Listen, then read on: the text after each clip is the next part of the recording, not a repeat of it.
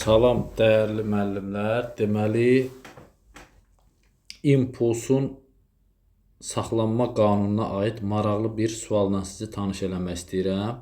Deməli, sual belədir. Kütlələri uyğun olaraq 1 kiloqram və 3 kiloqram olan K və L cisimləri mütləq qeyri-elastiki toqquşmadan sonra üfüqlə 37 dərəcəli bucaq altında 50 metr/saniyə sürətlə hərəkət edirlər. Buna əsasən cisimlərin ilk sürətlərinin neçə metr/saniyə olduğunu hesablayın. Bax müəllimlər, bax məndən sizə bir məsləhət. Həmişə bax proyeksiyanı bu həmin verilən bucaqla veriləni proyeksiyalara ayırırsınız. Yəni 50-nin kosinus 37-si eləcək 40. Bax bura eləcək 40 metr/saniyə. Bu da eləcək 50-nin sinus. Bu da eləcək 30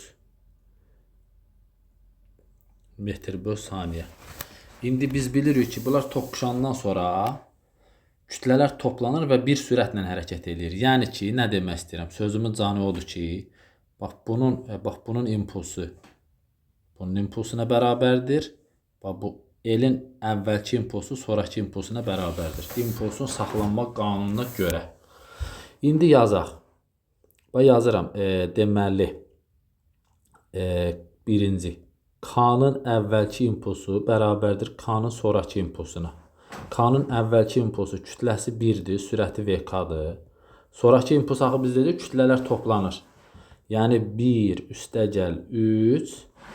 Deməli K-nın sonrakı sürəti nə olacaq? 40.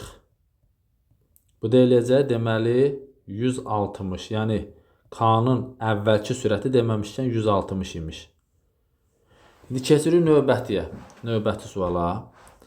Yəni növbəti daha doğrusu bu elə baxaq.